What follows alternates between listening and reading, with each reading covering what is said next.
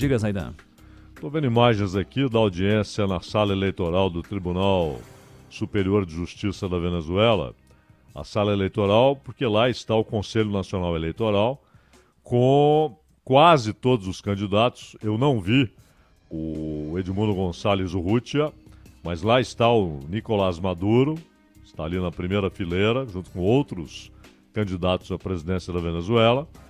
E imediatamente após o início dessa reunião, que aliás foi solicitada, né, pelo Maduro naquela entrevista coletiva, ou naquele pronunciamento para repórteres internacionais, e o Conselho disse o seguinte, que ele ganhou, que o Maduro ganhou, e que agora já são 97% dos votos apurados, e que a vitória, inclusive, é com uma margem maior do que aquela verificada com 80% dos votos apurados.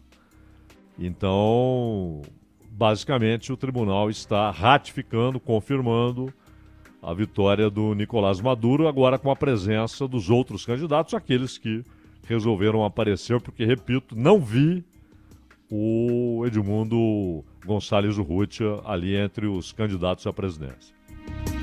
A gente vai aproveitar e seguir nesse assunto com o Rafael Procópio, de Brasília, as repercussões, e a gente vem comentando a respeito dessas repercussões na sequência aqui. Fala, Procópio. Ronald, Zaidan, boa tarde a vocês e a todos que estão nos acompanhando.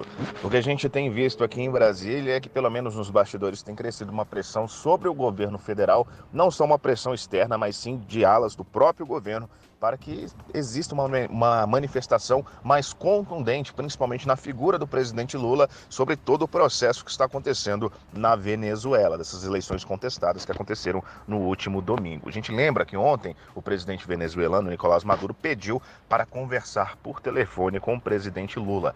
Só que essa ligação acabou não acontecendo e não há uma nova data, nem nada remarcado para que isso efetivamente aconteça. O que a gente viu ontem lá no Palácio da Alvorada, o presidente Lula ficou despachando da residência oficial na quinta-feira, foi uma ligação mais entre os governos da Colômbia e o governo do México junto com o Brasil. Conversou com o presidente Gustavo Petro da Colômbia e López Obrador do México, e dessa conversa saiu um posicionamento, uma nota conjunta das três nações que na prática não reconhece Nicolás Maduro como presidente venezuelano. Essa nota pede aí lisura, pede transparência nessa recontagem dos votos, que isso seja resolvido da forma mais rápida possível e também dentro das vias institucionais e com paz para o povo venezuelano. Mas na prática é um posicionamento de três nações que são muito representativas para a diplomacia com a Venezuela aqui na América Latina. E na prática, como eu disse, essas três nações não reconhecem um vencedor das eleições do último domingo. Aqui dentro do nosso país, por exemplo,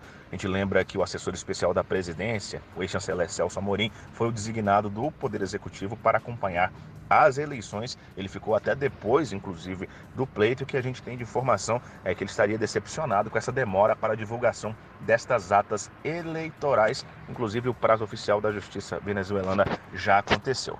Ainda dentro do governo do presidente Lula, alguns nomes muito importantes aí de toda a articulação política tem pensado de forma diferente sobre essa questão da Venezuela. A gente lembra que no começo dessa semana, o Partido dos Trabalhadores, o PT, partido de Luiz Inácio Lula da Silva, publicou uma nota poucas horas depois do resultado ser proclamado pela Justiça venezuelana da reeleição de Nicolás Maduro, e essa nota elogiava essa reeleição.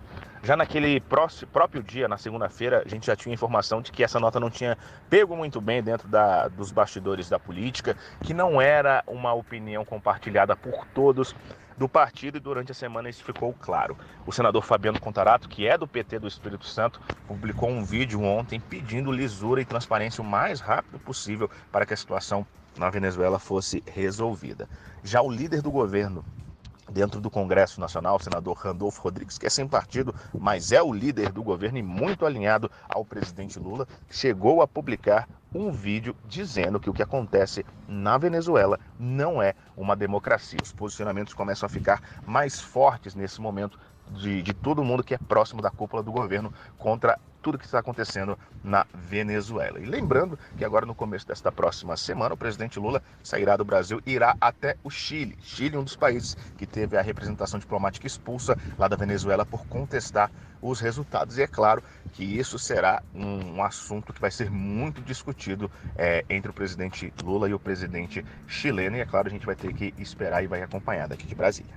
E o que eu percebi, acompanhando o noticiário também, Zaidan, é muita gente falando ou questionando o porquê do Brasil não ter seguido uma decisão, não daquilo que pensa o próprio governo acerca do que acontece na Venezuela, mas do que pensam os Estados Unidos, que entenderam que o opositor de Maduro é quem é o legítimo presidente eleito na Venezuela, a opinião americana que foi seguida por Javier Milei na Argentina. O Uruguai também, né, seguiu essa posição dos Estados Unidos, uma espécie de senha, né? Uma espécie de senha. Deram uma largada, estamos, né? Estamos liberados, né? Uma ordem, né? Uma palavra de ordem. E aí a vassalagem rapidamente se move. Não há nenhuma surpresa na posição do Milei. Interessante a maneira como a imprensa ocidental, inclusive parte da imprensa brasileira, rapidamente toma a declaração do Antony Blinken como a definição do assunto. Encerrada a discussão, né? O Blinken disse que a oposição venceu, então está encerrada a discussão. Né? E o que o Brasil está fazendo que ainda não seguiu rapidamente, suando frio para não chegar atrasado? Por que não correu para defender a mesma posição? Não é? A isso se chama influência imperial. Só que ela não é garantida com tropas, né?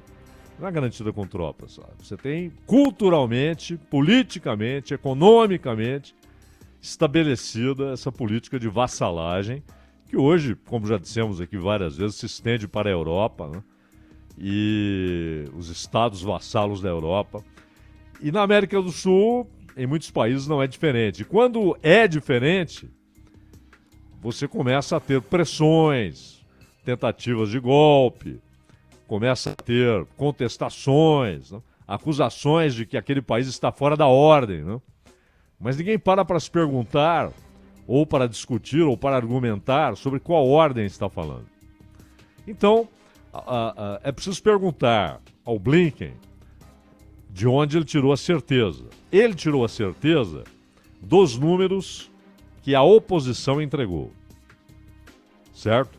Ora, se a oposição entregou números que ele, Blinken, considera definitivos, ela se baseou em quê? Em atas. Nas atas eleitorais, não há outra maneira. Não é com pesquisa de boca de urna, nada disso. Até porque há uma empresa que faz pesquisas de boca de urna pelo mundo e ela geralmente ela só trabalha até aqui nas eleições consideradas sensíveis pelos Estados Unidos.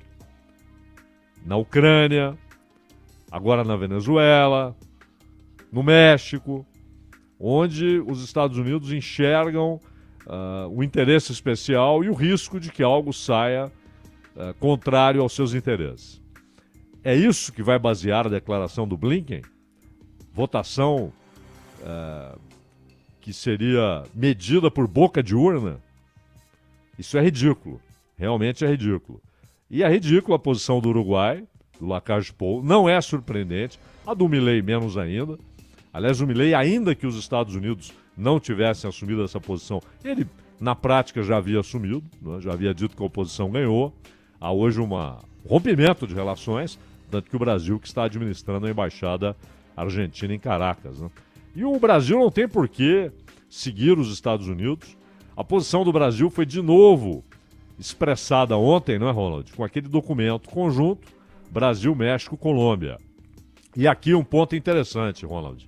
O Gustavo Petro queria que o documento não trouxesse apenas o pedido / exigência de divulgação das atas, mas ele queria que o documento exigisse uma comprovação, ou seja, uma manifestação crível de que as atas são legítimas, de que não são falsificadas.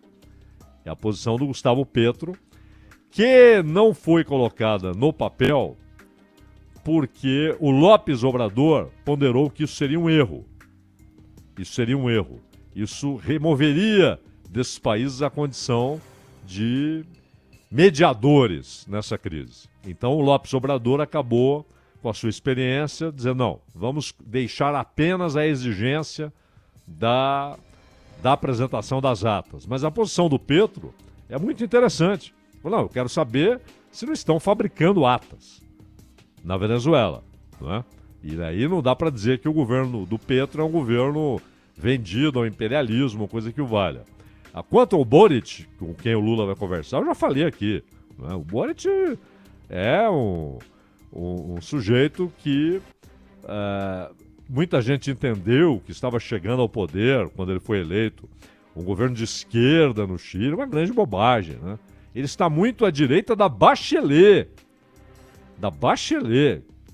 que está longe de ser uma política socialista ou coisa que o valha. Né?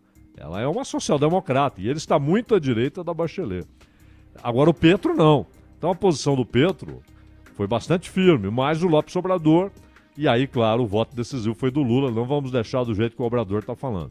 Mas aquele documento é a posição do Brasil e que tem permitido, inclusive, que o Brasil ouça os Estados Unidos, ouça o Maduro, receba agradecimentos do Milei, porque o Brasil tinha condições materiais e políticas de fazer essa mediação no caso da Embaixada da Argentina, senão não teria, se o Brasil tivesse adotado a mesma posição da Argentina, ele não seria mediador em coisa alguma. E a situação da Embaixada estaria crítica. Agora eu vejo a cadeira que foi reservada para o Edmundo Gonçalves Urrutia, está vazia, Ronaldo. Perfeito. É a demonstração do que está acontecendo agora nessa reunião lá em Caracas.